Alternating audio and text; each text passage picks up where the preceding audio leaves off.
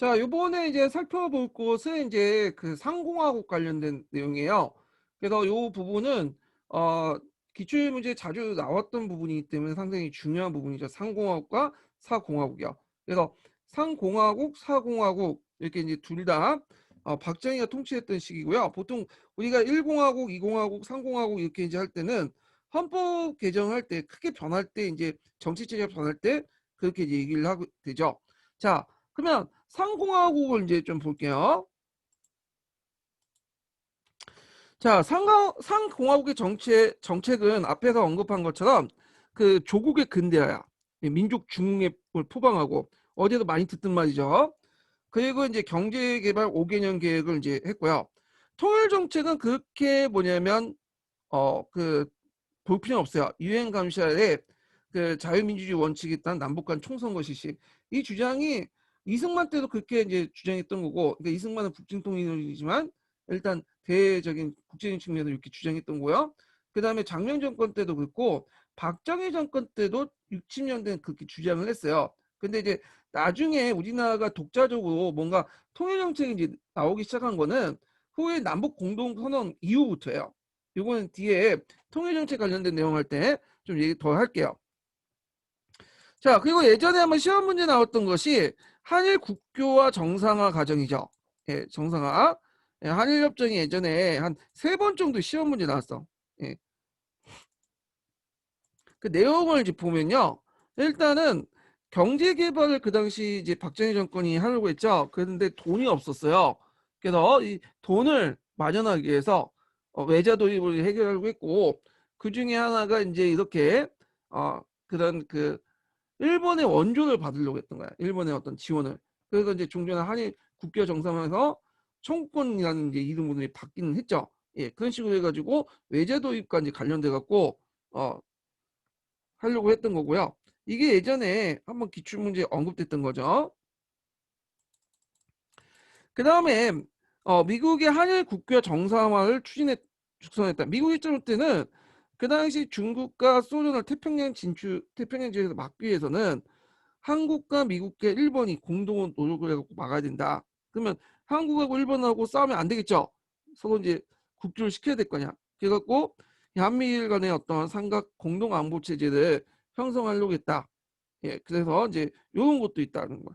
협상 과정을 보면 당연히 이제 국민들이 비공개로 진행했죠. 국민들 반발을 염두에 둬서. 그래서 이제 김종필이 미국에 일본 건너왔어요.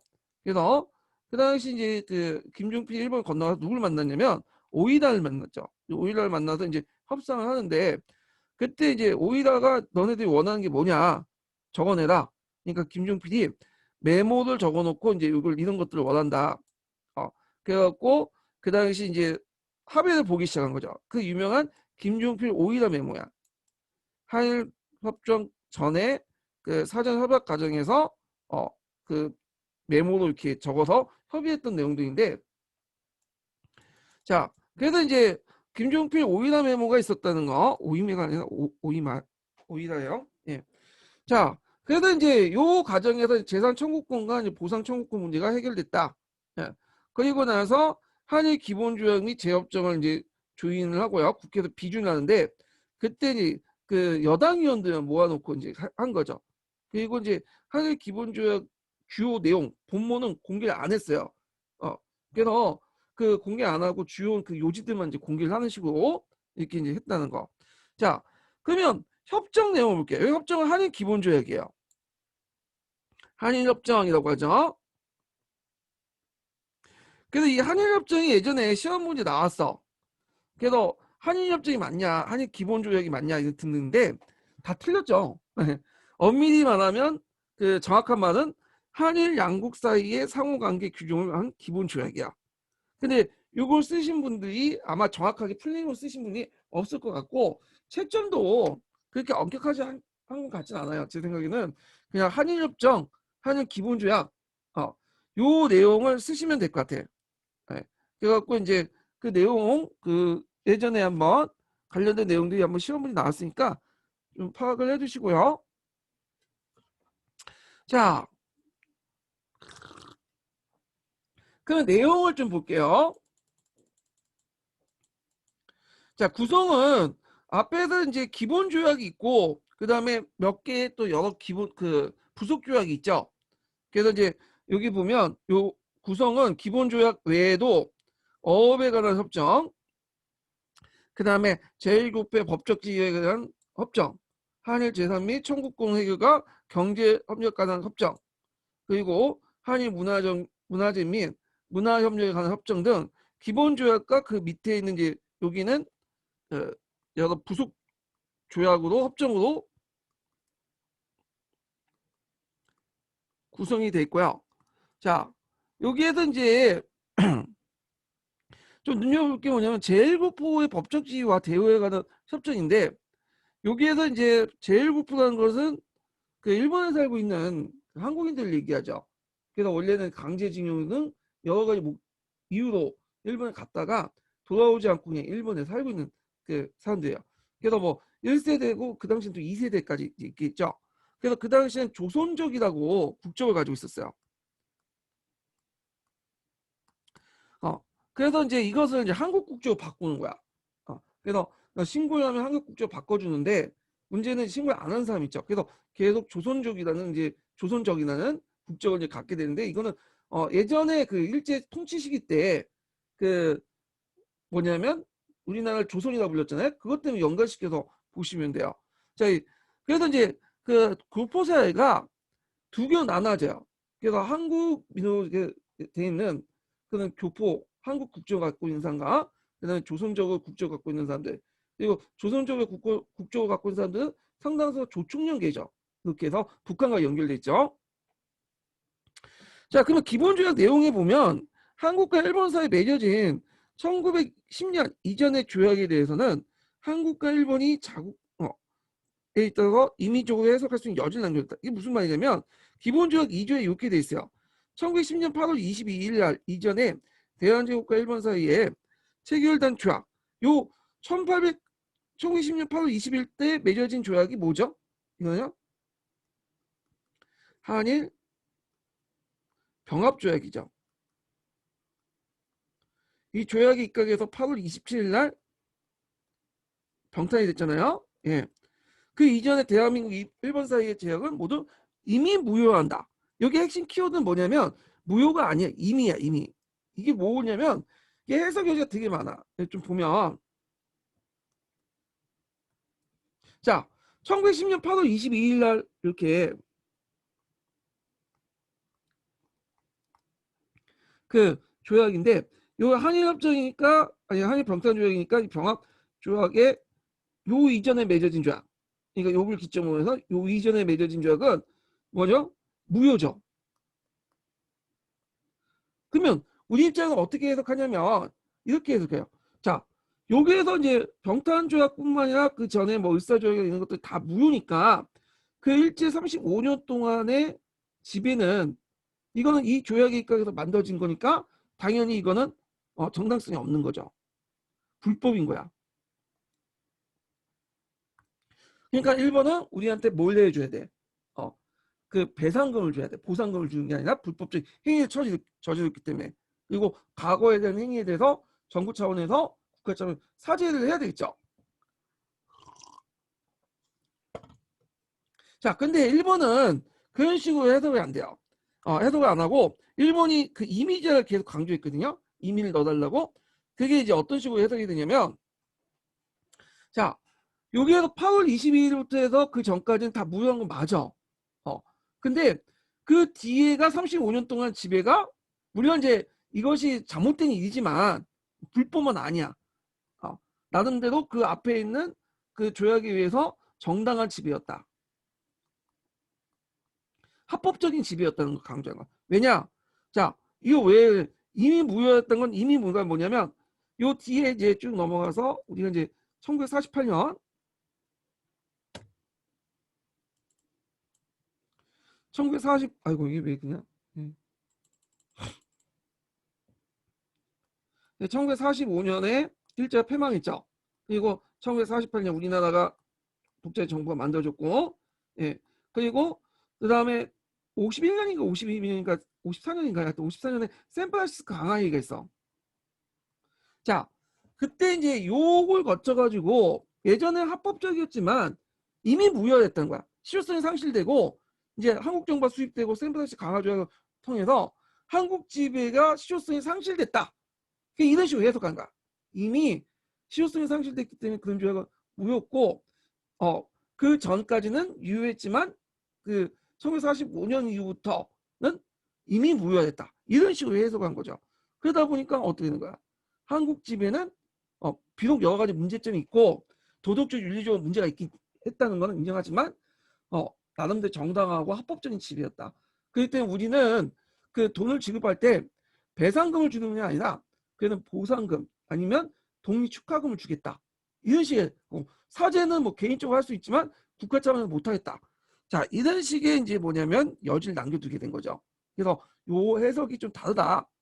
여기 강조할 것은 임의의 방점을 둬야 된다. 기억을 해두시면 되고요.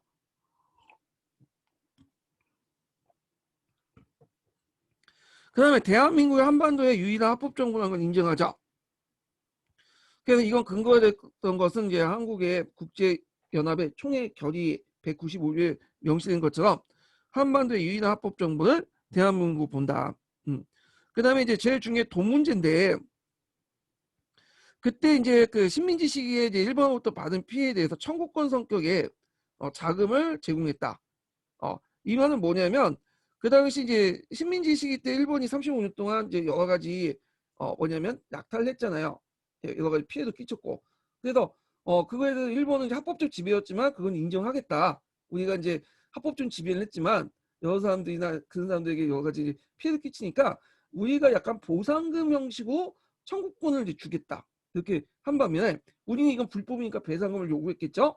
자, 그런데 이제 이렇게 해갖고 결론은 어떻게 돼요? 일단 보상 배상을 말 자체를 쓰지 않고 독립축하금이라는 이름으로 지원을 했죠. 예. 무상으로 지원한 것도 있고 유상 차관을 빌려준 것도 있어요. 근데 문제는 요때 해놓고는 정부간에 합의를 해놓고 나머지 개인적인 어떤 그 식민지 통치의 개인의 어떤 그 피해는 요걸로 끝난다. 그냥 각자 알아서 해라. 한국 정부가 알아서 하고 그냥 한국 정부가 일괄적으로 이렇게 조약을 맺고 한국 정부가 그 알아서 뭐 부상을 해든지 뭐 이렇게 해라. 이거 끝난 거야 그냥. 그래서 이게 개인적으로 이제 피해 입은 사람들 배상을 그 문제가 해결되지 않아. 이게 제일 문제가 됐던 거지. 그래서 이제 그 일본 정부가 항상 얘기가 뭐냐면 개인의 배상 문제는 이미 이제 뭐냐면 한일 협상으로 끝났다. 한일 협정으로. 그래가지고 이때 패키지로 묶어가지고 처리했기 때문에 이 부분은 우리 일본 정부에 따지는 게 아니라 한국 정부에 따져가고 받아내라. 뭐 이런 식의 이제 뭐냐면 논리를 피게 된 거죠. 상당히 이게 뭐냐면 좀 잘못 맺어진 것 같아 이게. 예. 자, 이런 식으로 해가지고 이제 맺어지니까 이거에 대한 반발이 많겠죠. 그래서 이제 일어난 게 육사만제예요. 육사만제. 예전에 한번 관련된 기출문제 나왔는데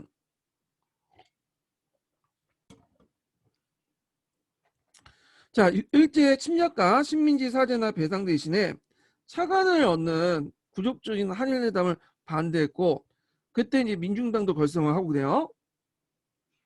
자, 그래가지고 이제 정부가 어떻게 대응했냐? 위수령을 내렸어요. 위수령. 이 위수령은 박정희 정권 때 자주 내려요. 계엄령보다는 한 단계 좀 아래인 건데 이 계엄령 같은 경우에는 이제 내리면 군이 개입을 해갖고 어떻게 해요? 그 일반 민들을 해서 뭐냐면 사격을 할 수 있고 직결 처분할 수 있는 권한이에요. 계엄령은. 예. 그런데 그렇기 때문에 국회에서 비준을 받아야 돼요. 계엄령 자체가. 정치적으로 상당히 부담이 커. 예. 그래서 전국적으로 계엄령을 실시할 경우에는 뭐냐면 국회 비준을 받고 정치적 부담이 많기 때문에 한 단계 좀 낮은 위수령을 공표했어. 주. 위수령은 뭐냐면 이제 국회 비준이나 정치적 부담이 좀 상대적으로 약해요. 위수령이라는 건 뭐냐면 그 육군 부대가 일정한 지역에 거주하면서 그 지역의 치안이나 질서를 유지하기 위한 그래서 대통령령으로 이렇게 할 수 있는 거야. 비준 받지 않고. 그래가지고 이제 위수령을 선포해갖고 시위를 진압을 했다. 그리고 이제 그 1차 인민혁명당 사건을 일으키죠. 그래서 이게 예전에 시험문이 나왔던 건데 인민혁명당 제1차 인혁당 사건이 나오죠. 자, 이 인혁당 사건은 뭐냐면 그때 이제 박정희 정권이 하도 이제 그 한일협정 가지고 이제 말들이 많고 반대가 심하니까 좀 다른 쪽으로 이렇게 여론을 물타기라고 하죠. 물타기 위해서 만든 그 조작 사건이야. 그래서 그 중앙정부가 이제 인민혁명당이라는 북계 그 지하 조직에 의해서 여러 그 반국가 단체들로부터 그 인민혁명당이라는 뭐냐면 북한의 단체 그 북한의 어떤 지하 조직부터 여러 사람들이 돈을 받고 활동했다. 그런 식으로 공표한 거죠. 근데 인민혁명당 자체가 되게 조작한 그런 없는 단체다 보니까 억울하게 이제 많은 사람들이 들어가게 된 거죠. 그래갖고 이제 했는데 문제는 검찰로 넘어가갖고 이제 하다 보니까 중앙정보부에 말하는 거하고 완전히 딴판인 거예요. 그러니까 그 재판 넘어가면서 검사나 판사 보니까 이건 도저히 이런 거 가지고는 안 된다. 그래서 거의 무죄 판명 받았어요. 무죄. 그리고 이제 이따가 또 재수사를 다시 해가지고 겨우 끌고 나와서 이제 뭐 간첩죄로 좀 얼고 나와서 징역 1년 정도, 나머지는 다 집행유예. 두세 명만 징역 1년을 받고 이렇게 풀어난 사건.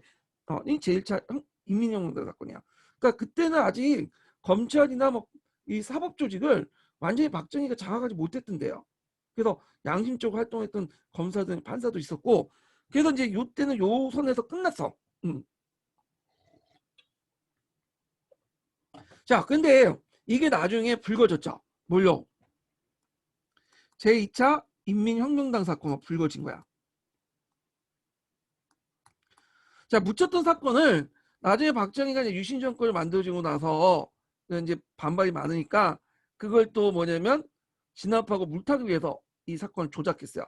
예전에 만들어졌던 인민혁명당을 중앙정부가 다시 공안 사건으로 둔갑을 해갖고 관련 없는 사람들 이제 다 끌고 오는데 특히 민청학령 그 반정부 기관이 민청학령이 인민혁명당으로도 지원을 받았다. 그래서 이제 나름대로 계보도도 만들고 그래가지고 이제 했는데 그때는 이제 검사와 판사 이런 그 사법기관이나 그 검찰 조직이 완전히 박정희에 장악을 했던 데군요. 그러다 보니까 이제 거기 걸려든 사람들이 상당수가 사형을 받은 거야. 그리고 사형 집행하자마자 어떻게 돼요? 48시간 내에 처분됐죠. 사형 집행이 됐죠. 그래서 이제 그 이 사건인데 이게 2차 인민혁명당 사건이야. 그래서 이제 1차 인민혁명당은 6.3항쟁 때, 그 다음에 2차 인민혁명당 사건은 그 나중에 유신 정권 때 이루어졌다. 이렇게 좀 기억을 해두시면 될 것 같아요.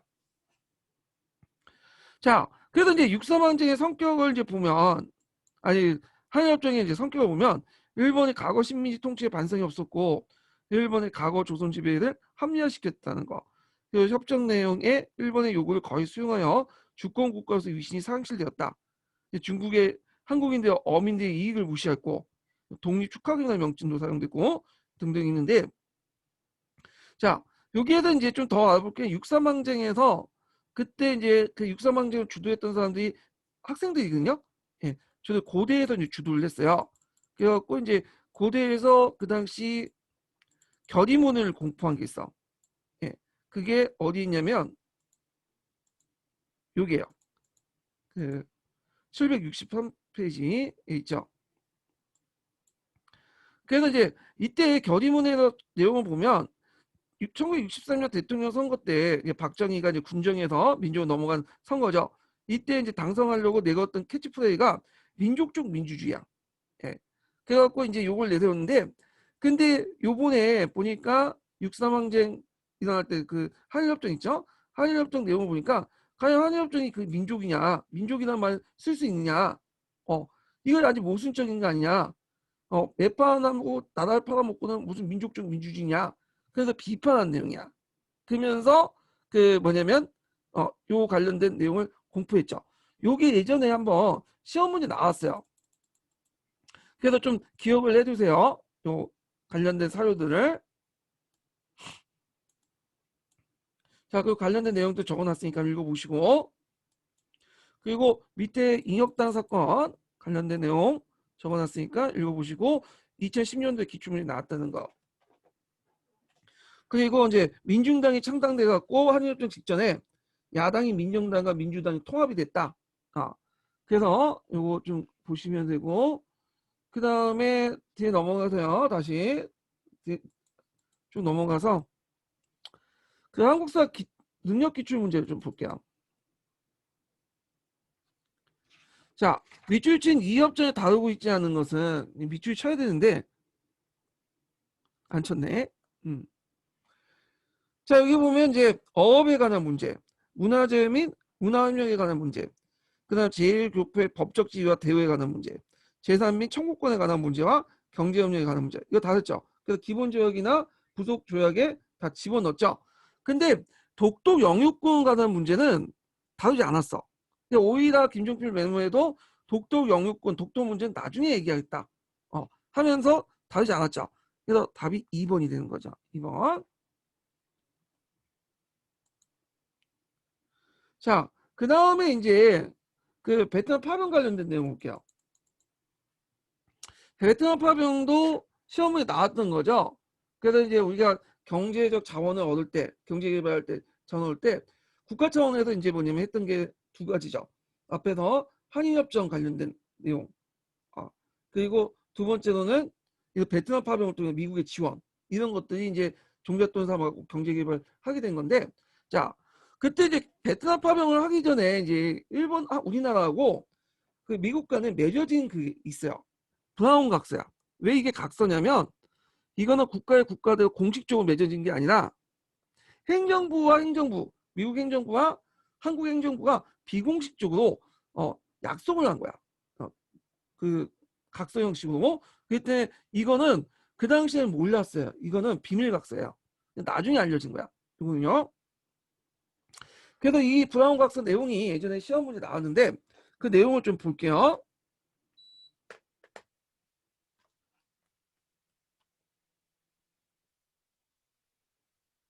자, 요때 본인이라는 건 브라운이라는 사람이야. 브라운. 예. 그래갖고 이제 그 브라운이라는 사람이 그때 정확한 제가 그 미국식 그 브라운의 그 어떤 위치에 있는 건 잘 모르겠지만 하여튼 그 브라운 각서에서 한국군이 우리 도와주면 그만한 대가를 해주겠다 하면서 이렇게 이제 각서 쏘는 거죠. 그 내용을 보면요. 자, 한국에 있는 대한민국 국군의 현대화 계획을 위해서 앞으로 수년간 상당한 장비를 제공해 주겠다. 그래갖고 이제 그때 그 예전에 6.25 정전 때 미군이 뭐 장갑차나 탱크나 여러 가지 뭐 그 개인화기 같은 걸 지원해 줬잖아요. 근데 이등 개인화기도 있죠. 이런 것들은 펄싱이 뭐 그 당시 셔머 그 전차단지 이런 것들은 다 2차 세계대전 때 썼던 거예요. 근데 그 당시 70년대 들어오니까 6, 70년 넘으니까 이게 한물 갔어요. 그러니까 이제 우리가 이제 좀 여건 최신 장비를 받으려니까 돈은 없죠. 그러니까 베트남에 들어가서 우리가 좀 피를 흘려줄 테니까 최신 장비를 많이 달라. 그래갖고 그때 이제 뭐냐면 베트남 원조 대가로 다시 미국이 여러 가지 뭐 탱크, 장갑차 그리고 뭐 개인화기 등등을 원조를 내줬어. 최신 기종으로 해서. 자, 그리고 여기에도 좀 보면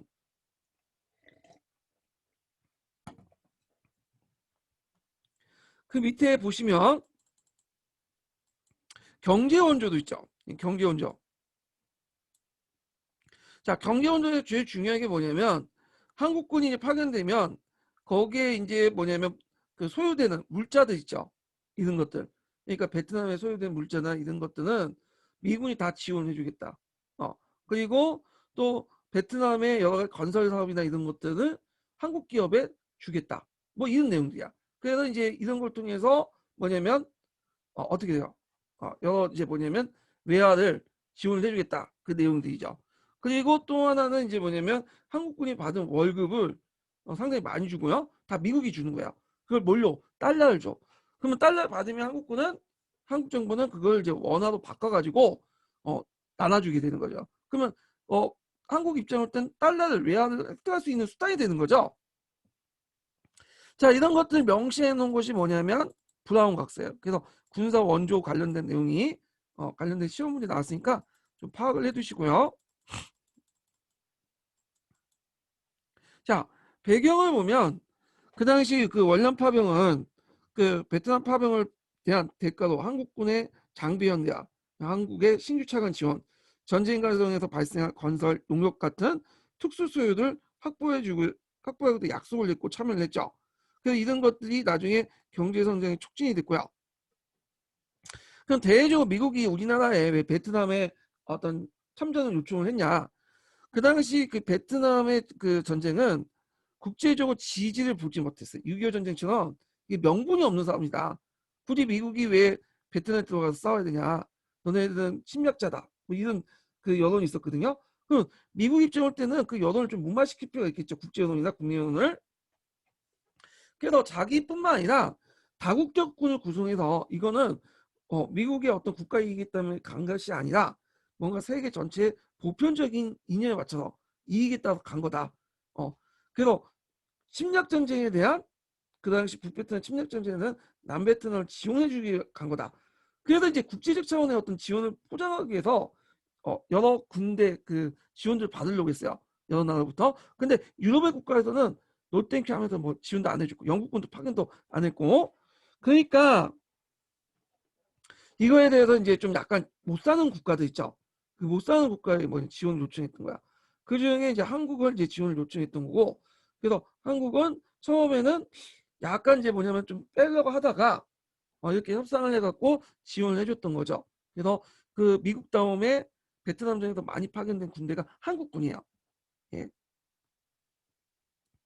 그래서 그 한국 군사 파견을 통해서 베트남 전쟁에 국제적으로 인식하려고 했다.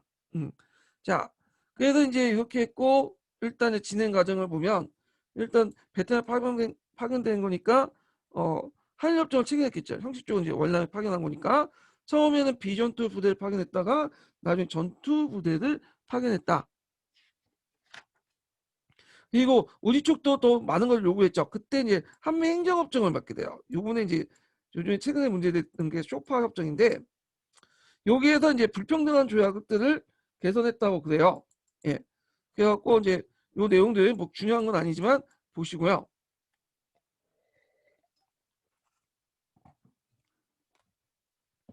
자, 그래서 이제 한반도가 이제 그 당시 베트남 전쟁 와중에도 1960년대 상당히 굉장히 고도된 사건들이 몇 개 터져요. 이게 이제 세 가지 사건을 볼 수 있는데 무장 게릴라 청와대 습격 사건이죠. 1.12 사태.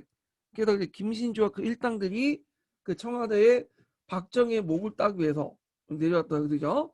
그래서 물론 도중에 걸려갖고 이제 다 도망을 가고 그리고 죽고 그 중에 이제 김신주가 잡혀가지고 했는데 이, 이 청와대 습격 사건 1.12 사태는 상당히 우리나라 역사에 큰 영향을 줘. 예. 그 중에 하나가 뭐냐면 예비군이죠. 향토 예비군이 창설됐죠. 그래서 군대 제대하고 나서 예비군을 계속 받아야 되잖아요. 그 이놈의 김신조 때문에 저도 예비군 훈련을 한 5, 6년 받았는데 그 한 번 안 가가지고 그 법원에 가갖고 고소를 당했어요. 그래서 그 예비군 훈련을 안 가면 자동으로 그 중대장이 예비군 중대 고소를 하거든요. 그리고 그때 가가지고 법정에서 이제 그 서서 약식재판 받고 그 벌금을 받았어요. 40만 원인가?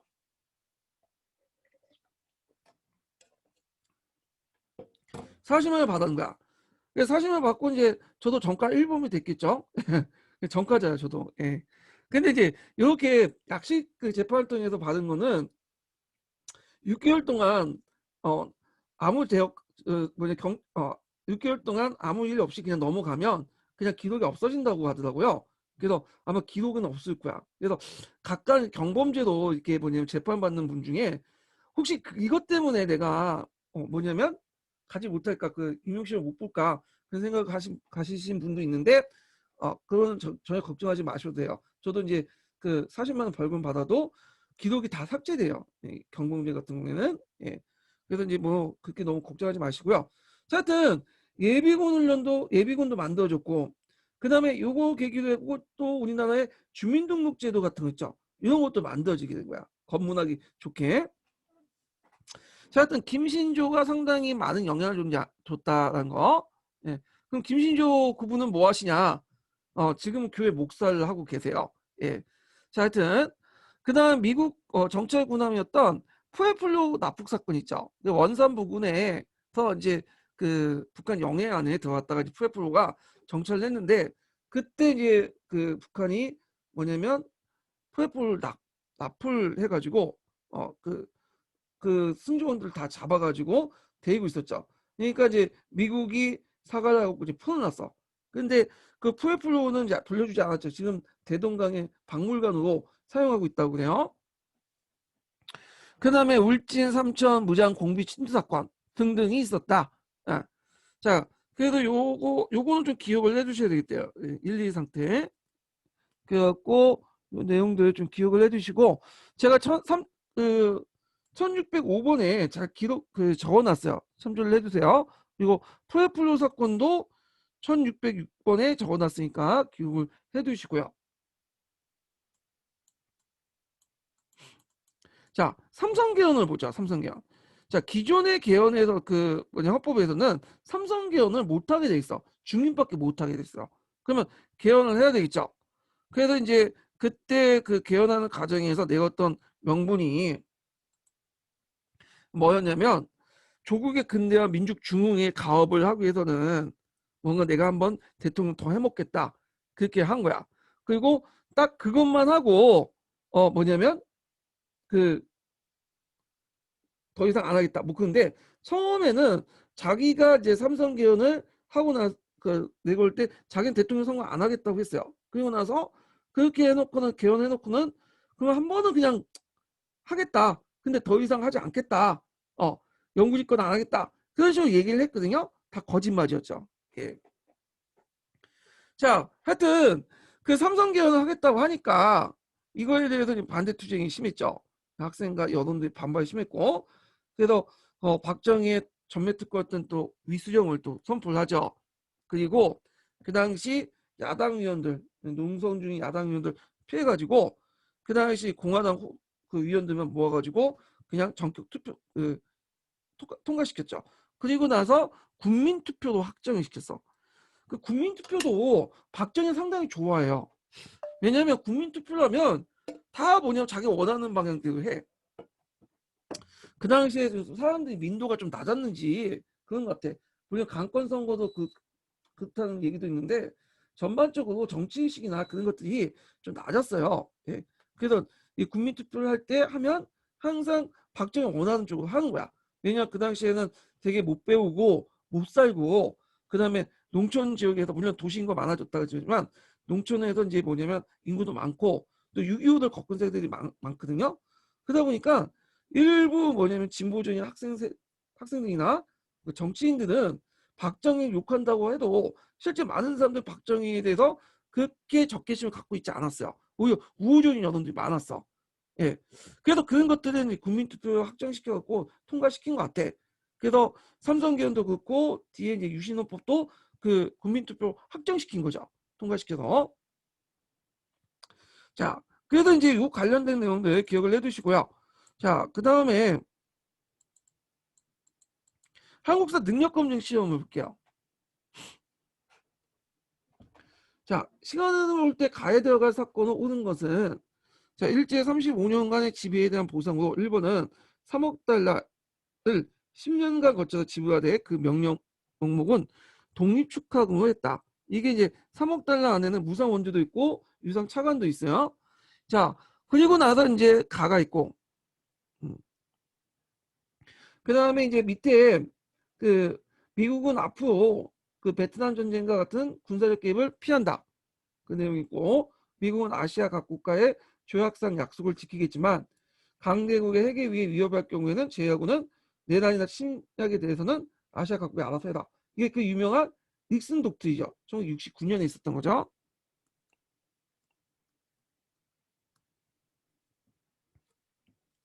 자, 그러면 내용을 볼게요. 박정희와 일본 그 일부 그러니까 이게 64년이니까 64년에서 69년 사이 있었던 걸 찾으시면 돼요. 자, 박정희 일부 육사 출신 장교들에 의해서 군사정변이 일어났다. 1961년.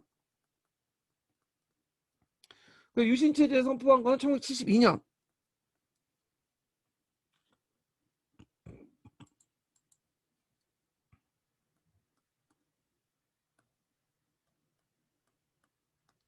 그 다음에 요 당시 이제 한국 북방 외교도 적극적으로 추진해 소련, 중국과 수교 관계 상대 수교 관계를 수립했다.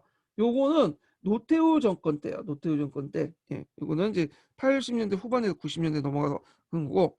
자, 상황을 보면 미국은 카터의 인권 외교를 처리하고 동아시아 반소 분류를 강화시켰다. 이거는 언제 때냐면 1980년대 레이건 정부 때요. 레이건 정부 때.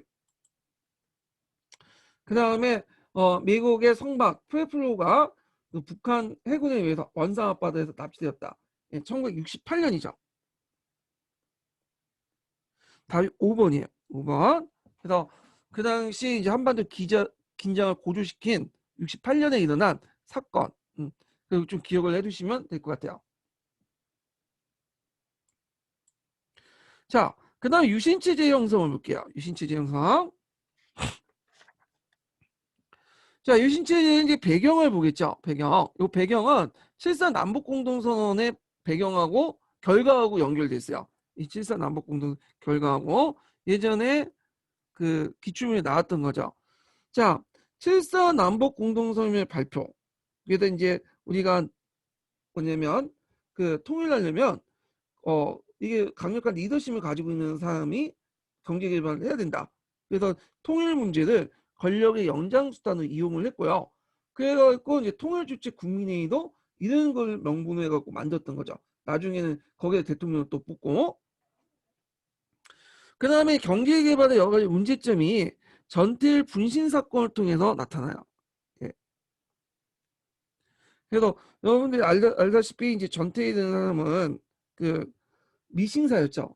예, 그래갖고 이제 했는데 이게 너무 이제 가혹한 노동 조건 때문에 근로기준법을 공부를 해요. 근데 근로기준법에 보면 8시간 노동도 있고 그리고 뭐 휴가나 뭐 그런 것도 있거든요. 근데 그게 제대로 안 지켜진 거야. 예. 그래갖고 그에 대한 어떤 이제 뭐냐면 개선 사항을 정부나 아니 그 간청에 가갖고 얘기를 했는데 안 들어줘. 결국에는 자기가 이제 분신으로서 그걸 근로기준법을 지켜라. 그러면서 이제 분신을 하게 되죠. 근데 그 사건이 그 당시 노동운동에 큰 영향을 줘요. 왜냐면 그 당시 대학생들이 그걸 큰 영향을 받은 거야. 그때 전태일이 뭐라고 얘기했냐면 나한테 대학생 한 명이나 대학생 친구가 있더라도 상당히 좋았을 텐데 그 영향을 받은 거죠. 그래서 노동자들을 뭐냐 도와주겠다고 해서 그 당시 이제 대학생들이 일반 기업에 공장에 가고 머리 깎고 이제 머리 깎는 것보다는 같이 일을 하고 그랬죠. 그래서 그 당시 지식인들이 노동운동에 적극적으로 동참하게 돼요.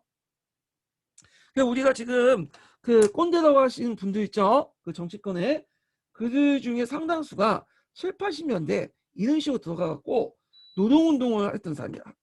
같이 들어가서 노동자를 위해서 열심히 일을 했던 그러니까 운동을 했던 분이에요. 예. 잠깐만요. 예.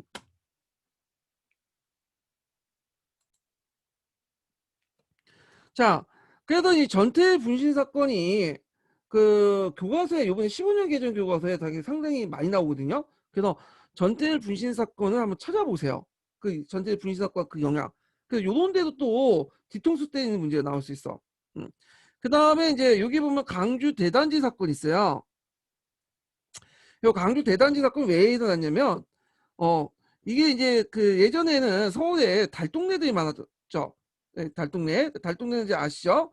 거기에 판자촌 많고 그랬는데 이게 이제 미관상 별로 안 좋은 거야. 그래갖고 정부가 달동네에 있는 판자촌들 다 밀고 뭔가 이제 도시계획을 이제 재정비를 하게 돼요. 자, 근데 그 사람들이 어디 가야 보내야 될 거 아니에요. 그래가지고 강주 오늘날 말하면 성남 있죠, 성남. 이 성남이라는 곳이 예전에 강주시였거든요. 그 강주가 여기가 경기도 강주군이에요. 그래갖고 성남에 어 대규모 집을 지어줘. 이런 사람들이 거기에 살라고. 근데 이제 막상 거기 사니까 이제 문제가 생긴 거야. 뭐냐면 교통도 불편하고요. 이 사람도 대부분 뭐냐면 서울로 왔다 갔다 출퇴근하면서 하루 먹고 하루 벌고 하루 먹고 사는 사람들인데 교통이 들어가야지 좋아야지 서울로 들어갈 수 있잖아요. 그 당시 지하철도 없고 하니까 교통편이 되게 불편한 거야. 그러니까 이제 살지 못하는 거야. 그래서 그때 이제 강주 대단지에서 폭동이 일어나요. 대규모. 그래서 간신히 진압을 하고 그랬는데, 자, 하여튼 이 강주 대단지 사건이 있었다. 참고로 이때 이제 성남이 이제 커져서 대단지가 성남으로 이제 발전되었고 크게 만들어졌고, 그래서 뭐냐면 강주 독립됐죠. 그리고 성남의 한 부분이 오늘날 분당이죠. 지금 분당 되게 땅값 높잖아요. 예. 자, 하여튼 이런 등등해서 이제 경제개발 계획의 추진에 따른 각종 문제가 빈발했고요. 그리고 그때 이제 삼선 개혁한다고 해서 대통령 선거를 했는데 각정이가 이겼긴 이겼어요. 근데 야당이었던 김대중 후보를 간신히 이겼어. 신승향을 간신히 이겼죠. 그래서 박정희 대통령이 어떤 생각을 했냐면 다음에 대통령 선거할 때는 자기가 선거를 통해서 이기지 못하겠다. 이렇게 이제 깨달은 거죠. 이건 김대중도 알고 있었어요. 김대중이 선거를 할 때 막 얘기하잖아. 이번에 내가 안 되면 다음에는 국민들이 직접 선거를 못할 거다. 그래서 하여튼 이제 그 대통령 선거를 통해서 이거 안 되겠다 해갖고 이제 이 직선제를 포기하고 간선제도 해야 되겠다는 생각을 들게 되죠. 그 다음에 이제 그 당시 박정희가 유리했던 국제관계였던 미소 체제, 냉전 체제 약화되고 중국과 미국과 일본이 중국과 관계 개선하고요. 일부 주한미군이 철수를 하게 돼요. 그때 철수하면서 이제 미국도 믿지 못하겠다. 우리가 스스로 왜냐면 자주국방을 해야 되겠다 하면서 박정희가 자적으로 이제 자주국방을 하기 위해서 뭐 탱크라든지 장갑차라든지 등등을 이제 만들기 시작하죠. 연구하기 시작하고 예. 이건 좀 잘한 것 같아. 제 생각에 볼 때 박정희가. 그래서 오늘날 이제 군수사업의 그 기반을 박정희가 뭐냐면 닦았다 이렇게 보시면 돼요. 이 사람이. 자, 그러면 이제 여기에서 이제 그 쭉 보면 유신헌법을 이제 볼게요.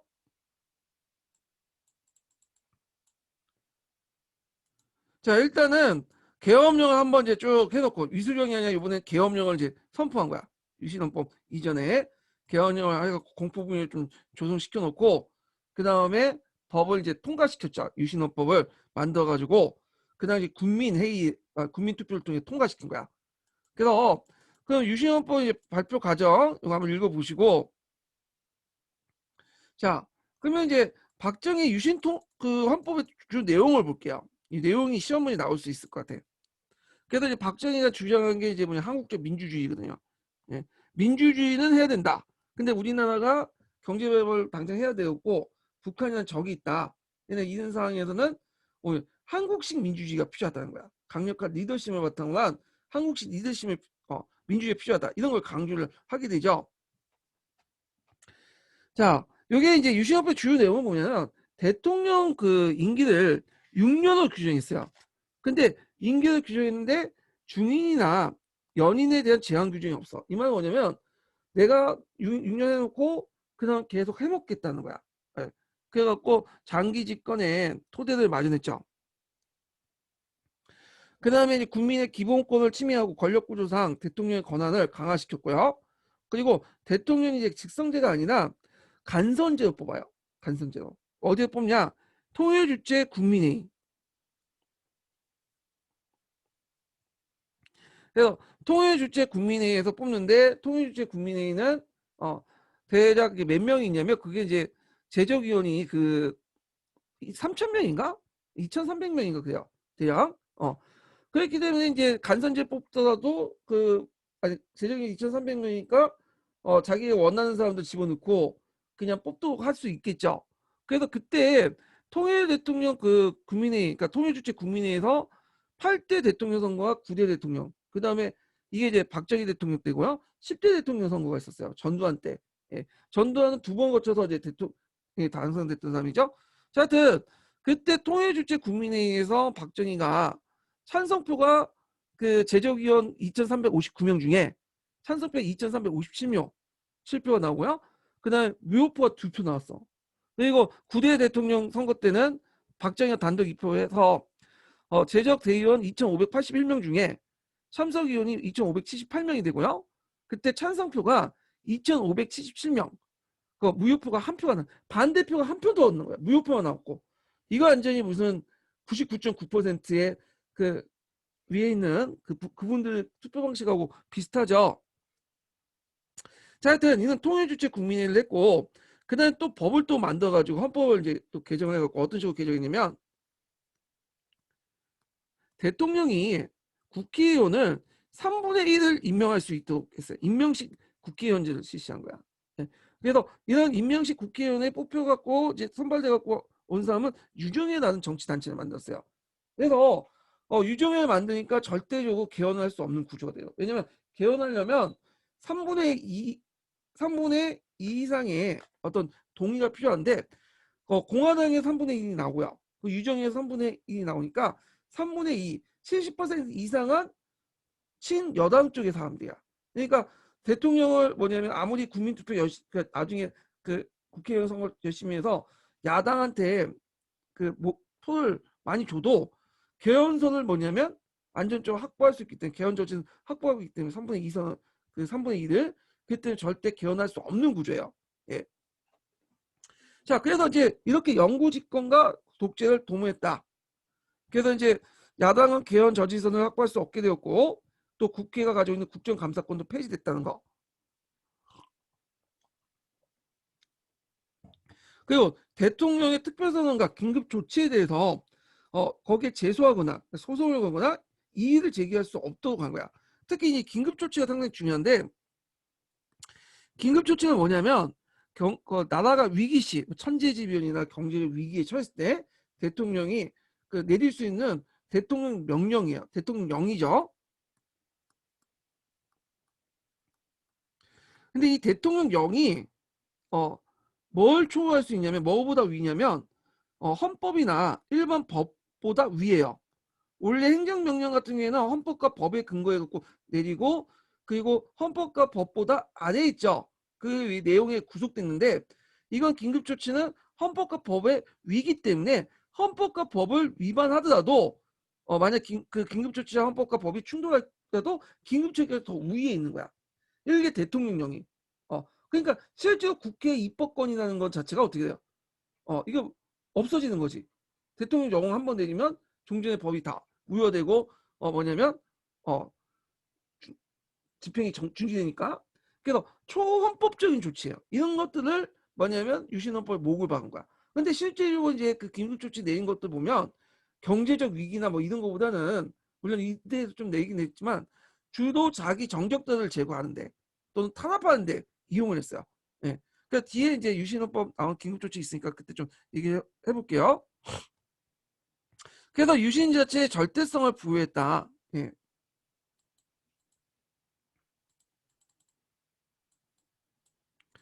그러면 이제 한국사 능력검증 기출해 볼게요.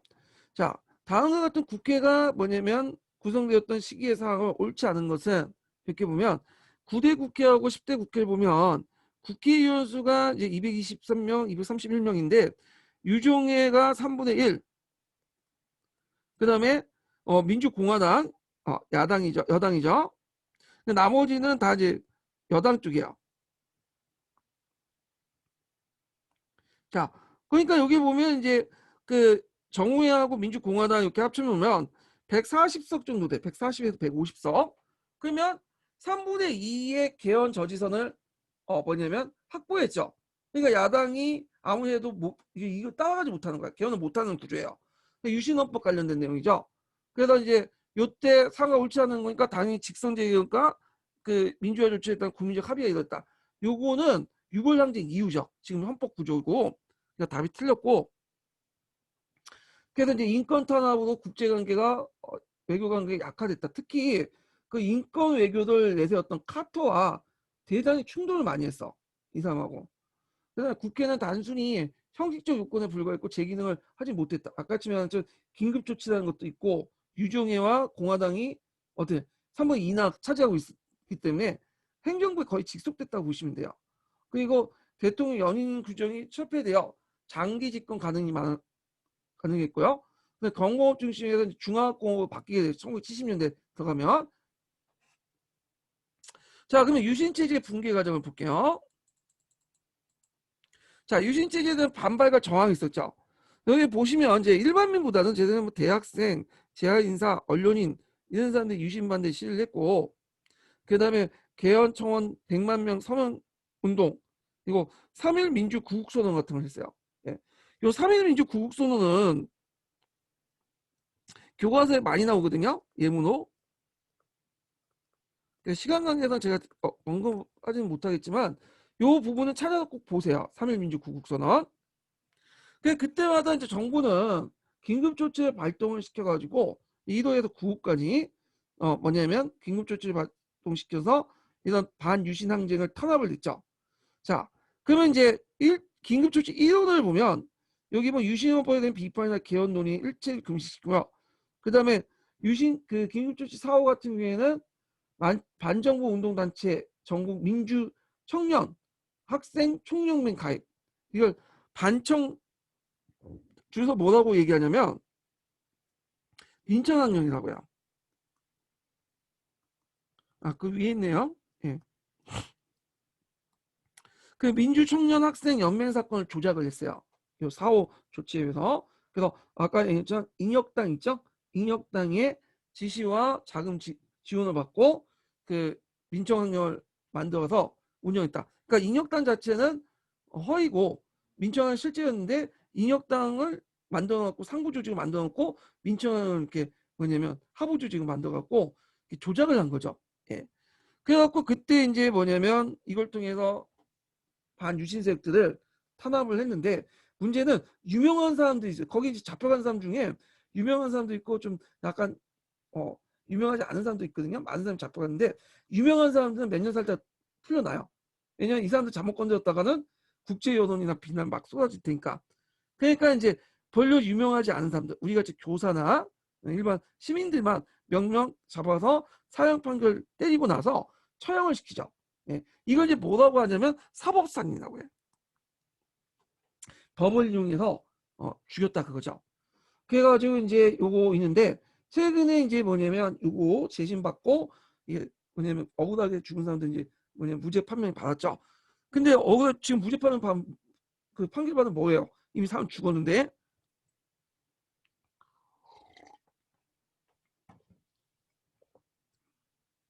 자, 그 다음에 긴급조치의 백미가 뭐냐면 긴급조치 구호야. 자, 이 긴급조치 구호는 유신헌법의 논란조차도 포괄적으로 금지하는 거야. 그러니까 유신헌법이 비판뿐만 아니라 유신헌법이 좋니 안 좋니 하는 것도 다 금지시켜. 왜냐하면 박정희 시절 때는 유신법이 좋다고 하면 당연히 다른 쪽에 비판도 있겠죠. 왜 좋니 하면서 또 신문 진상 막 공개 막 논란이 있을 거고 그러잖아요. 그러니까 아예 그 자체를 막아버리는 거야. 그래서 이 긴급조치 구호는 유신헌 긴급조치 백미라고 부를 만큼 상당히 강력한 조치였다. 그래서 이제 이런 것도 좀 기억을 해두시면 되고요. 그래서 긴급조치 위반을 할 경우에는 그냥 영장 없이 그냥 잡혀가지고 그 재판을 받을 수 있어. 상당히 이제 법칙 같은 것들 다 무시한 거죠. 예. 자, 그 다음에 이제 여기 보면 김대중 납치 사건 있죠. 우리가 이제 김대중을 이제 일본에 갔는데 납치를 했고, 그 당시 김대중을 이제 동해에 앞바다에 버려서 죽이려고 했는데 중앙정부에서 이제 했다가 나중에 그 소식을 듣고 미국이 이제 박정희 정권 압력을 두죠. 박정희는 몰랐다고. 예. 박정희 특징이 뭐냐면 직접 김대중 죽이라고만 한 적은 없어요. 근데 밑에 있는 사람들이 딱 눈치 보고 알아서 행동한 건데 나중에 이제 미국이 그 눈치 까고 일본에서 이제 알려주니까 이제 너 죽이면 안 된다. 그래갖고 이제 김대중을 이제 뭐냐면 풀어줬죠. 그래가지고 이제 이 납치 사건이 일어났고, 자, 하여튼 그 과정에서 또 경제 불황이나 제2차 석유 파동, 이게 이제 박정희 정권에 상당히 큰 파장을 주죠. 왜 파장을 주냐면 이때 1차 석유 파동도 있고 2차 석유 파동도 있었는데 요 2차 석유 파동은 호메이니 정권이 등장하거든요. 이때 일어났어요. 자, 그때 이제 왜 그 파괴 주냐? 그때는 1차도 있었지만 2차 때 큰 타격을 받은 게 뭐냐면 산업 구조가 바뀌었어. 예전엔 경공업이었죠. 근데 요때부터는 이제 중화학공업으로 이제 산업 구조가 바뀌게 돼요. 물론 경공업도 이제 활성화됐지만 여기서 이제 많이 바뀌게 돼. 그러면 중화학고음은 뭘 많이 잡아먹죠? 기름을 많이 잡아먹죠. 기름. 그래서 기름이 더 많이 필요해. 예전에도 많이 필요했지만 기름이 더 많이 필요한 거야. 그러니까 이제 기름을 얻으려고 하는데 기름값이 너무 뛰었거든. 그거 어떻게 됐어? 제대로 얻지 못하겠죠. 그러니까 79년, 80년 때는 경제가 마이너스 성장을 해요. 예전엔 계속 고속 성장을 했다가 자, 그래서 이제 이런 것들이 이제 뭐냐면 나중에 무슨 사건 터져 나오냐면 YH 무역 사건, 노조 사건 터져 난 거야. 이게 무슨 사건이냐?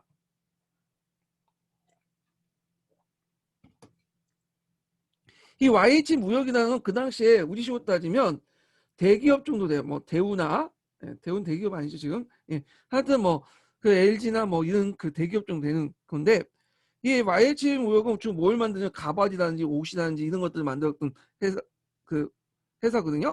근데 제2차 원유파동, 석유파동 겪고 나서 이 회사가 부도를 냈어요. 부도. 그리고 사장이 월급 여공들에게 월급을 지불하지 않고 저 미국으로 도망가 버린 거야.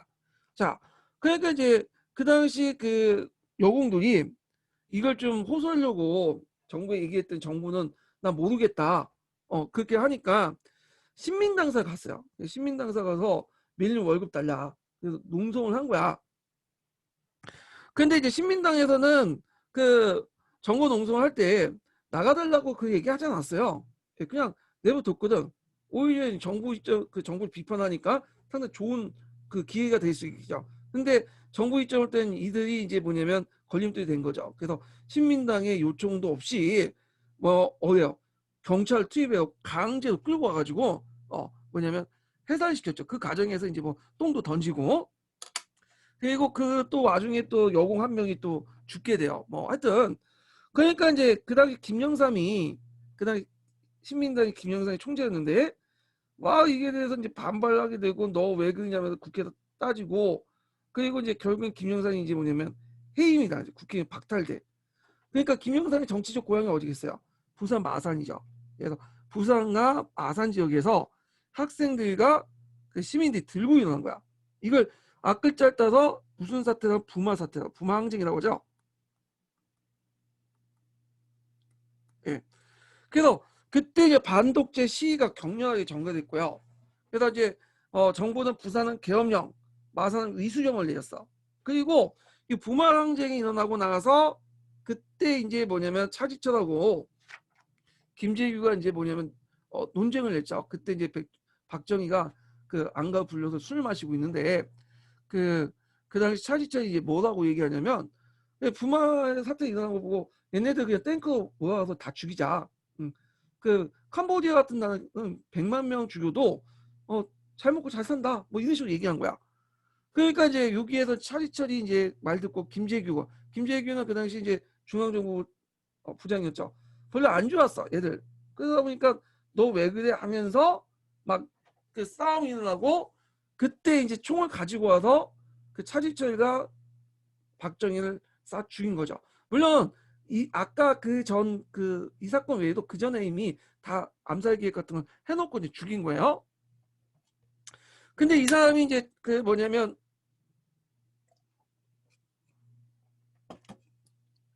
김재규가 그 당시 이제 그 돌아올 때 죽이고 나서 그 중앙정보부 가였어야 되는데 원래 계획은 중앙정보부인데 육군본부로 가버린 거야. 그때 이제 정성한 말 듣고 육군부에 체포를 된 거죠. 그래서 이제 했는데 자 하여튼 이게 이제 12.6 사태 원인이 되는 거예요. 이런 것들이. 그러니까 이제 나비 효과죠. YH 무역 노조 사건 터져서 그러니까 2차 원유 파동에서 YH 무역 노조 사건이 일어나고 그 다음에 김영삼이 국회의원에서 제명당하고 그것 때문에 부마 항쟁이 일어났고 그리고 부마 항쟁을 논제하는 과정에서 12.6 사태가 일어났다. 예. 그래서 박정희의 그런 유신 독재는 끝나게 되죠. 그 밑에 이제 제2차 민정항쟁 관련된 내용이 있으니까 한번 읽어보시고요. 그리고 박정희하고 사이가 안 좋았던 대통령이 민주당 카터 대통령이죠. 그때 이 사람은 인권 외교를 내세우고 있는데 주한미군을 또 한 번 더 털수를 내요. 그래서 박정희가 별로 사이가 안 좋았어. 이때. 자, 그러면 한국사 능력검증 기출문제 좀 볼게요. 자, 여기 보면 이제 다음 선언문이 발표된 당시 헌법의 특징을 옳은 것은 민주주의와 민중의 공복이며 중립적인 권력체인 관료와 경찰은 민주를 유지하는 가부장적 전제 권력의 하수인을 발돋웠다. 그래서 이제 그 민주주의 이념 이거는 이승만 대통령 때인데 요거는 이제 1960년대 서울대학교 학생의 4.19 그 혁명 선언이에요. 그래서 요건 좀 약간 앞에 배치시켜야 되는데 요 뒤에다 제가 편집을 해놨네. 예, 요거는 5번이죠. 요거는 쉽게 나오고 그 다음에 이제 요 2번은 그냥 한번 읽어보세요. 사회사와 관련된 내용인데 요거는 그냥 넘어갈게요. 유신 정권과 관련된 내용이 이게 아닌데 일단 있고 박정희에 대한 평가가 다양하죠. 근데 박정희의 평가는 나올 가능성이 거의 없어요. 지금도 논란거리고 이거 잘못 냈다가는 그냥 말아먹죠. 그냥 그래서 있고 박정희 좋아하시는 분도 있고 박정희를 되게 싫어하시는 분도 있고 있는데 박정희가 예전에 그 친일행정 했고 그리고 그 빨갱이 행동을 했던 건 당연히 비판을 받아야 되겠죠. 그리고 오히려 쿠데타를 일으켜서 정권을 장악을 해서 그리고 독재를 했고 유신 독재를 했고 유신헌법을 통해서 독재한 건 당연히 비판해야 돼. 근데 박정희가 좀 잘한 것도 있어요. 경제 개발은 열심히 했어. 그래갖고 어느 정도 우리나라가 이제 성장한 것도 6, 70년대 경제 개발 때문에 가능했어요. 박정희가. 그리고 보통 다른 나라 독재자 같은 경우에는 그 뭐냐면 자기가 독재하면서 부정부패도 많고 돈도 많이 받아먹고 그래서 그 과정에서 국민들 많이 죽고 그러잖아요. 근데 박정희 정권 때 뭐 박정희 깨끗했다고 얘기하지 않아요. 근데 나름대로 적당히 먹었죠. 그리고 적당히 약간 부정부패했고 나머지는 나름대로 청구권 자금 받아가지고 다른 독재자 같은 경우는 자기 사적인 욕심에 썼겠죠. 근데 경제 개발도 했고 나름대로 그 사람이 자기 생각을 가지고 소신을 가지고 뭐냐면 여러 그 국가 계획이라든지 정책들을 펼쳤어요. 그래서 나름대로 우리나라 어떤 근대 발전에 상당히 지대한 공헌을 했죠. 예, 그거는 솔직히 인정을 해줘야 돼요. 예, 박정희 어떤 민주정치나 탄압이나 이런 것들은 비판을 하더라도 그러면 지금처럼 박정희 지금 같은 시대에 그럼 박정희 같은 인물이 와갖고 독재를 하면 좋겠냐? 그건 절대 아니죠. 그 6, 70년대는 그런 독재자에 나타나서 할 수 있었던 구조야. 하도 사회가 너무 뒤처져 있고 못 먹고 못 살았고 민도가 낮았고 그리고 경제 구조, 사회 구조가 좀 낮았던 시대죠. 근데 지금 와서 그런 식으로 하자? 그럼 절대 안 되죠. 왜냐면 지금은 상황이 확 달라졌죠. 예.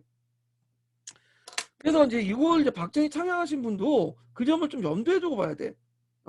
박정희 같은 인물이 등장했던 것도 역사 시대적 배경에 따라 등장한 거고 이 역사 시대적 배경일 때 지금 이 시대는 박정희 같은 인물이 뭐냐면 나와서 안 되는 시대예요. 예. 그래서 이런 것도 평가할 때 좀 고려를 하시면 될 것 같아요. 그래서 있고요. 그 다음에 제 생각이에요. 예. 다른 분도 다른 생각을 가지고 있을 수 있겠죠. 자, 신군부 세력의 대두 보자. 5.18 민주화운동.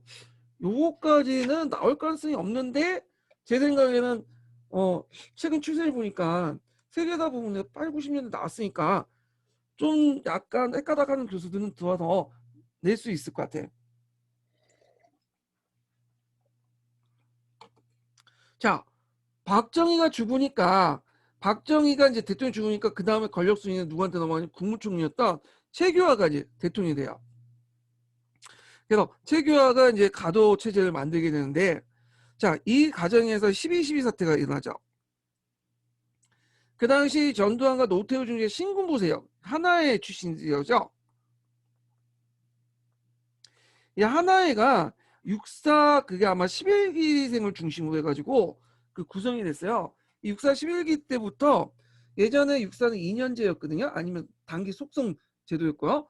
근데 이때부터 우리가 이제 생각하는 육군 사관학처럼 4년제가 돼요. 정식으로 이제 만들어지기 시작한 거야. 그러니까 이 하나의 출신들은 나한테 엘리트 의식을 가지고 있어요.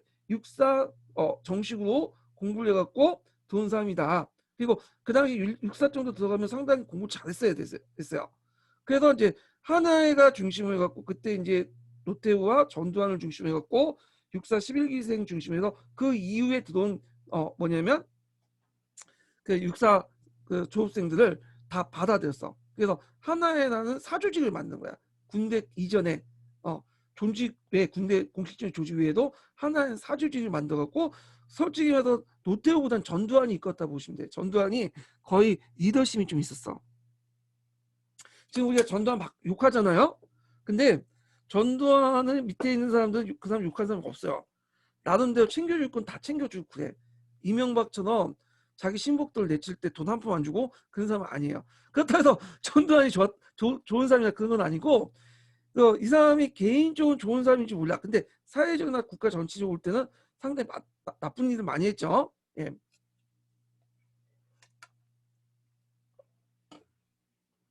그러니까 전두환이 권력력이 상당히 강했던 사람이에요. 그래갖고 이때 이제 5.16 쿠데타 일어날 때 이 사람이 육사 생도였거든요. 근데 육사 생도였는데 육사 생도가 소인가 그랬어. 그래서 이제 이 사람이 그 육사 생도들을 조직을 해가지고 모임을 해갖고 이제 설득을 시켜갖고 뭘 했냐면 5.16 쿠데타 지지 행진을 한 거야. 그때 이제 육군 사관학교에 있는 교장이 뜯어 말렸어. 그거 하지 말라고. 그런데도 불구하고 무시해버리고 했고 그때부터 이제 박정희가 얘를 좋게 봤던 거예요. 전두환은. 예. 그래서 전두환이 박정희에게 절대 충성을 하면서 하나에다는 사조직을 만들었고요. 결국에는 이 사조직을 통해서 12.12 사태를 일으켰죠. 그래서 자기가 그때 전두환이 보안사 사령관이었거든요. 그 보안사가 그 당시 그 박정희 대통령 암살 사건을 수사하고 있었어요. 그때 그 누구냐면 정승환도 그 당시 누구야? 갑자기 이름 까먹는데 김재규와 같이 있었다라는 이유로 해서 이 사람도 이제 박정희 그 살해사건에 가담을 했다 하면서 전승화 대장을 체포한 거죠. 이게 대단한 건데 전승화 그 당시 포스터였고 육군 참모총장이었고 요 얘는 전두환은 보안사 사령관 투스타였죠. 그런데 정상을 체포시켜보는 거야. 그리고 인해서 이제 군대를 동원해서 그 하나 출신들 동원해갖고 결국에는 정치 실권 장악을 해버리죠. 자, 그러니까 이제 낌새가 좀 이상한 거야. 대통령은 체계한데 보니까 박정희 실제 실권은 누가 갖고 있는? 전두환이 갖고 있는 거야. 그러니까 이제 이때 이제 대학생들이 서울역 광장에 모여가지고 대교 시위를 하죠. 그래서 유신헌법 폐지, 전두환 퇴진, 비상계엄 폐지 그런 것들 요구해. 비상계엄은 이제 박정희가 죽고 나서 비상계엄을 내었던 거거든요. 그래서 하여튼 이런 것들 하고 서울역과 시청 앞에서 대규모 시위를 하게 되는데 자 이때 이제 신군부 세력들은 5월 17일 전국에 계엄령 해요. 그럼 요거 비상계엄하고 뭔 관련이냐? 요 신군부 세력들이 그 전에 비상계엄을 내렸는데 제주도를 제외시켰어요. 제주도. 왜 제주도를 제외시켰냐면 그 당시 제주도를 그 제외시켰던 게 뭐냐면 그 당시 이제 제주도까지 넣으면 전국으로 이제 확대시키면 이게 국회에 이제 뭐냐면 비준 절차를 밟아야 되거든요. 일부 지역 아니라 전국 지역으로 확대할 경우에 근데 이제 5월 17일 날 전국 계엄을 확대하고 그리고 김대중을 잡아다가 구속을 시켰죠. 그러니까 이제 여기에서 강주에서 뭐가 있는 거야? 민주화 운동이 난 거야. 민주화 운동. 예. 그래갖고 이제 있는데 요 과정을 이제 서울의 봄이라고 해요. 서울의 봄. 잠깐 이제 뭐냐면 이게 왜 서울의 봄이냐면 80년대가 이게 안개 전국이었거든. 어떻게 흘릴지 몰라. 그런 과정에서 이제 뭐냐면 그 요때 꽁꽁 얼어본 전국의 한 줄기 봄을 상징화시켰다 해서 그 당시 서울의 봄이라고 칭을 해요. 예. 자, 하여튼 그래서 이제 뭐냐면 개헌군들이 이제 그 김대중 그 구금하니까 그 당시 이제 학생들 들고 일어난 거잖아요. 그래갖고 5.18 민주화 운동이 났고 이때 이제 진압을 하게 되죠. 예, 그래서 이제 이거 좀 기억을 해서 5.18 민주화 운동도 나올 것 같지는 않을 것 같아요. 왜냐면 중요하긴 하는데 낼 데가 없어요. 여기가 딱딱 떨어지는 데가 없죠.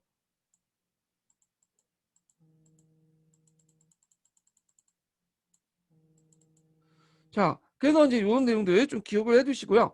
예, 잠깐만요. 전화가 좀 와가지고 아, 죄송합니다. 지금 전화 때문에 잠깐 중단됐다가 시작할게요. 다시. 자, 그러면 이제 5공화국 보면 안에 국가 비상 그 대책위원회가 만들어지죠. 자, 그리고 이제 국가 비상 대책위원회는 초헌법적인 기구예요. 그래서 행정, 사법에 거쳐서 주요 업무를 처리를 했고요. 그리고 실제 군정을 실시했다. 그리고 이제 사회 통제를 강화해서 정치인들의 활동을 통제하고 공직자를 수충하고 언론을 통폐합시켰죠. 그래서 이제 우리가 이제 알고 있는 삼청 교육대도 운영이 됐고요. 그래서 이제 5공화 출범 내용을 보면 신군부의 압력 때문에 최규하 대통령이 사퇴를 해요. 그래서 전두환이 통일주체 국민대회를 이제 통해서 집권을 하게 되죠. 대통령이 선출됐고, 근데 이 사람이 요때 한번 선출하고 나서 이때 선출된 거는 유신헌법을 통해서 선출됐던 거고요. 그리고 법을 다시 제정했어. 법을. 그래갖고 이 유신헌법 일부 수정을 해갖고 이제 통일주체 국민회의가 아니라 대통령 선거인단을 통해서 간선대를 통해서 대통령을 하죠. 임기 7년에. 그래서 당선이 돼. 그래서 이 사람은 유신헌법과 신헌법 두 분에 거쳐갖고 대통령이 되었다. 그리고 이제 그 당시 이제 뭐냐면 국민들의 이제 좀 약간 지지를 받기 위해서 그 여러 가지 이제 뭐 조치를 하죠. 그래서 정치가들 탄압했는데 좀 해금 시켜주고 해외여행 자유화 조치 뒤에 좀 이지만 통행 금지 이게 상당히 컸어. 그래서 그 당시에는 통행 금지라는 게 있었죠. 일제시대 때 있었던 것들을 했는데 밤 12시인가 12시나 그 다음에 4시까지는 5시까지는 통행 금지 시간이에요. 그래서 통행 금지했던 목적이 뭐냐 간첩 따라잡는다. 간첩이 왔다 갔다 했으니까. 그러니까 내륙 지역이었던 충청북도를 제외하고 바다를 면에 있는 모든 지역은 다 통행 금지 시켜놨어요. 예. 그거를 뭐냐 해제시킨 거야. 자 이게 상당히 뭐냐 유흥사업이나 이런 것들에 큰 영향을 줬던 거죠. 자 그래서 이제 이런 내용도 있고요. 6월 민주항쟁을 좀 볼게요. 자, 이때 이제 민주화 운동이 추진되는데 요 여러 사건이 있어요. 그래서 이제 그 당시 그 강주 민주화 운동의 진상규명과 책임자 처벌 요구나 전국 학생 총연대가 결성이 되고요. 미국 문화원의 방화 사건들이 나.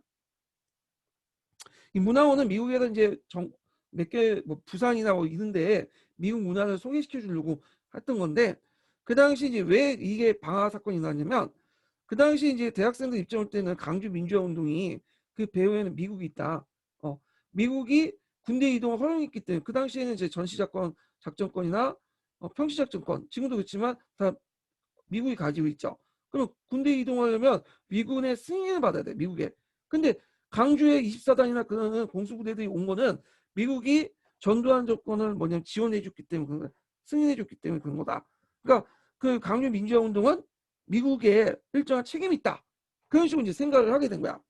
그래서 근데 그 당시에 그걸 알려면 힘들죠.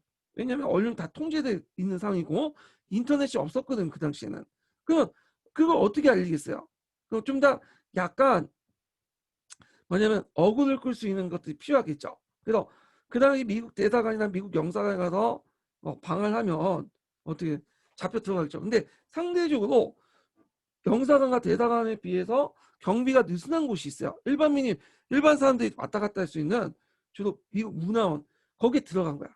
네. 그리고 나서 미국 문화원을 장악한 다음에 거기 방을 하는 실제 불은 난 건 아니지만 일단 불을 지는 것처럼 한 거야. 그리고 자기 요구 조건들을 내걸었던 거죠. 자, 그러니까 이제 이게 신문 지상에 나타나게 되는 거야. 왜냐하면 하도 큰 사건이니까. 그래서 신문지상에서는 다루겠죠. 미국 문화원 방화 사건을 막 욕을 하면서 학생들 가격한 비난, 한국도 비난을 했겠죠. 근데 그 과정에서 뭐가 알려져? 강주 민주화 운동에 대해서 진상에 대해서 알려진 거야. 강주 민주화 운동이 그 당시에는 이제 폭동이 있죠. 폭동에 대한 어떤 것들이 뭐냐면 전두환이 군부대를 동원해 갖고 강제해서 많은 사람이 죽었다. 그러니까 원래 몰랐던 건데 단순히 그 당시에는 그냥 폭동 정도만 알고 있었는데 그 과정에서 신문지상에서 미국 문화원 방화 사건을 보도한 과정에서 학생들의 얘기가 실렸던 거예요. 예. 그래서 이걸 뭐냐면 노리고 그 당시 미국 문화원의 방화 사건을 일으켰던 거죠. 이거 동시에 미국의 어떤 사과 요구도 하고. 자, 하여튼 그러면서 이제 점점 뭐냐면 반정부 세력들이 형성되기 시작해요. 그래서 그 국회의원 선거에서 정치활동에 제기한 정치인들이 따로 신한민주당을 결성해요. 그러면 민주한국당이 몰락이 되는데, 이 민주한국당은 어떤 단체냐면 그 김대중, 그러니까 뭐야, 전두환이 만든 간제 야당이에요. 이 간제 야당이 뭐냐면 전두환이 머리를 좀 굴른 거야. 이 사람이 이제 88 올림픽도 하고 대외적 이미지도 있잖아요. 그러니까 이제 이 사람들 때문에 자기가 일당 독재하면 안 돼. 그래서 야당을 하나 만들었어. 야당을 2개 만들었는데 그게 민주한국당이 제일 큰 야당이야. 민주한. 그리고 사회주의 정당도 하나 만들어줬어요. 예. 대 이미지용으로. 그래서 민주한국당을 이제 뭐라고 했냐면 일단은 그 당시에 이제 정의당이죠. 민주정의당을 일중대라고 하고 그 당시 사람들이 그 다음에 그 민주한국당을 이중대라고 했어. 이중대. 그러니까 민주정의당 1대대 민주한국당을 이중대. 얘네들이 이중대요. 예. 그래서 보통 우리가 이제 그 이중대당을 앞잡이 하죠. 자기 거기 속하지도 않는데 거기 무슨 단체들이 다른 정당 목소리를 내거나 할 때 우리가 이중대 하잖아요. 그런 데도 나온 거야. 하여튼 그래서 이 간제 야당이었던 민주한국당이 그때 몰락하고 신한민주당이 이제 뭐냐면 크게 뭐냐면 장악을 했죠. 정치인들이 되고 당선하고. 그리고 미국에 망명 갔던 김대중이 또 돌아오기도 하고요. 자, 그 과정에서 이제 우리가 예전에 영화도 다뤘던 박종철 고문치사 사건이 일어나요. 그래갖고 이제 박종철이 이제 그 학생운동을 직접 했던 건 아니고요. 그 선배가 학생운동을 했는데 그 언어학과죠. 서울대 언어학과인데 그때 이제 박종철이 선배 어디 갔냐고 하면서 이제 중앙정부에 가갖고 고문을 당했는데 물고문 그때 죽은 거야. 근데 이제 그게 알려지게 된 거죠. 근데 이제 경찰의 발표에 딱 쳤더니 억했다. 말도 안 되는 소리도 하면서 이제 그 과정에서 뭐냐면 도화선이 됐고요. 그리고 이제 4.13 호원 조치를 하죠. 국민들이 요구했던 게 뭐예요? 직선제잖아요. 근데 이 전두환이 나서서 기존의 헌법을 계속 지키겠다. 4월 13일 날. 그리고 그 당시 민주정의당이죠. 민주정의당 그 정당 집회에 그 당시 누굴 지명했냐면 후계자들 자기 친구였던 노태우를 지명한 거야. 예. 그래가지고 그때 이제 이걸 계기로 해갖고 6월 민주항쟁이 난 거야. 예. 그래서 그때 6월 민주항쟁에서 이제 내세웠던 것은 호원철폐 독재타도죠. 그때 내걸었던 구가 호원철폐 독재타도. 그거 좀 외워두세요. 그리고 직선제를 바탕한 민주헌법 쟁취 등을 구시했고 그 과정에서 연세대 학생 이한열이 체류탄에 맞아 사망을 했죠. 그러면서 민주항쟁이 전국적으로 확산이 됐다. 결국에는 이 당시 이제 그 전두환이 어떤 생각을 했냐면 강주 민주화 운동처럼 탱크를 동원해갖고 군대를 동원해서 진압을 하려고 했어. 강제로. 근데 그 당시에 그러지 못했어. 일단 강주보단 서울이 크잖아요. 그리고 그 서울에는 외국인도 되게 많았어. 보는 눈이 되게 많겠죠. 거기다가 1981년에 그 서울 올림픽을 개최하잖아. 그러니까 민주화 운동한다고 그 민주시위 한다고 진압을 해버리면 그 당시 서울 올림픽에 개최하는 게 취소할 수도 있고 그리고 미국이 이제 또 대사 확인해갖고 진압하지 마라. 더 진압하면 우리는 더 이상 이제 너네 지원할 수 없다. 그래서 결국에는 이런 여러 가지 이유로 해갖고 6.29 선언을 한 거죠. 누가? 노태우가. 자기가 하지 않고 이제 그 노태우가 차기 지명자였던 대권후보였던 노태우가 6.29 선언을 해요. 그래서 그다음 민주화 요구 수용. 이 민주화 요구는 직선제를 하자는 거 이거죠. 직선제 개혁을 하겠다. 기본권을 보장했다. 그래서 여야가 합쳐서 오늘 헌법이었던 5년 단임의 대통령 직설제가 헌법 위결돼요. 그리고 이걸 통해서 국민투표가 투표를 통해서 확정이 되죠. 그래서 이제 직선제헌법을 위결했다. 이렇게 기억을 해두시면 될 것 같아요. 그 후에 여러분들 알다시피 대통령 누가 됐어요? 노태우 됐죠. 예. 그래서 야권이 분열돼갖고 민주정의당이 노태우 됐는데 뭐 하여튼 그렇게 해갖고 있다는 거. 그 다음에 그 이후부터는 안 다룰게요. 요거까지는 좀 민감하니까 여기까지만 좀 얘기를 하고요. 한국사 능력검증 기출만 좀 풀어볼게요. 다음 성명이 계기가 된 역사적 사실 옳은 것은 요거는 이제 그 6.29 선언과 관련된 내용이죠. 그래갖고 답이니까 대통령 직선제 개혁 3번이 되겠죠. 예. 자, 좀 쉬었다가 또 진행을 할게요.